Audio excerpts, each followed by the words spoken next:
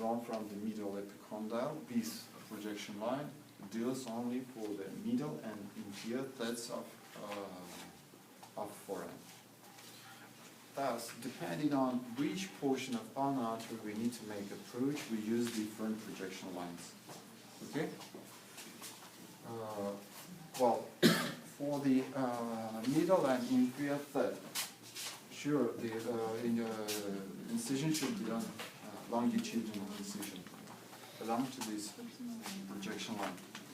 Making incision, we dissect all the superficial layers.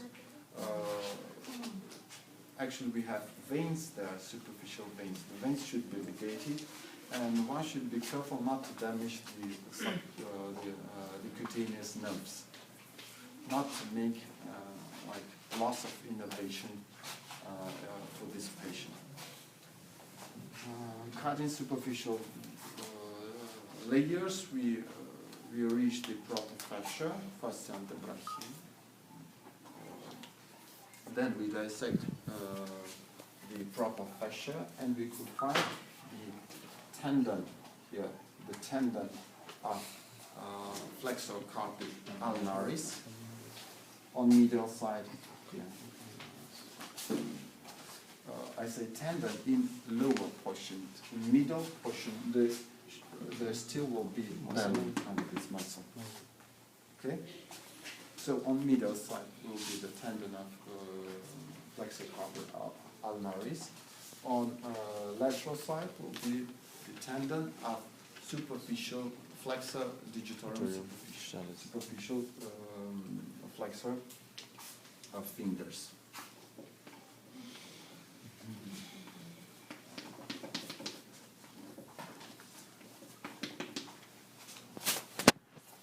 Between these two tendons, we could find this artery.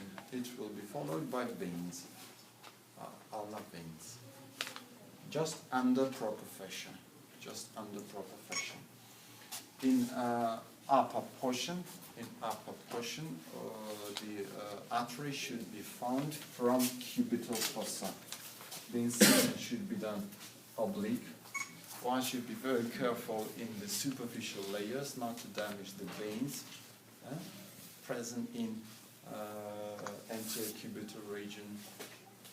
You know that there are communication between cephalic and basilic veins in this area, anterior region of anterior cubital region. So we try not to damage them.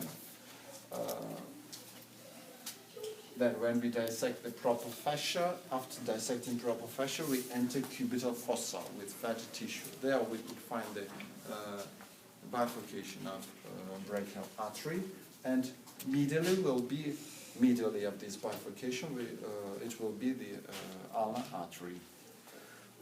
Here will be first muscle, pronator teres muscle.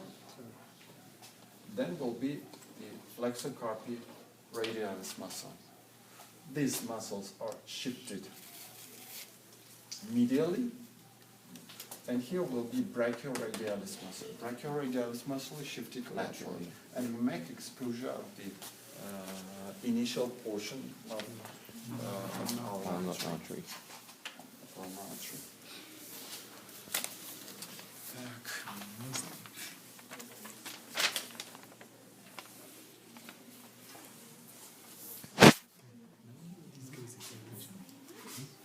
Tak, anterior tibial artery.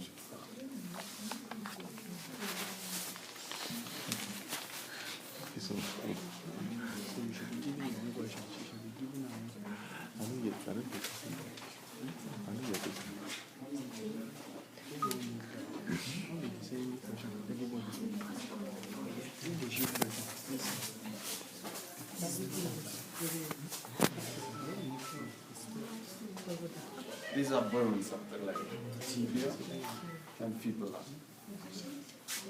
Here we have tuberosity, tibial tuberosity. Projection line of anterior tibial artery. Superior point is midpoint between tibial tuberosity and head of the fibula, midpoint. Inferiorly is the midpoint between middle and lateral malleolus.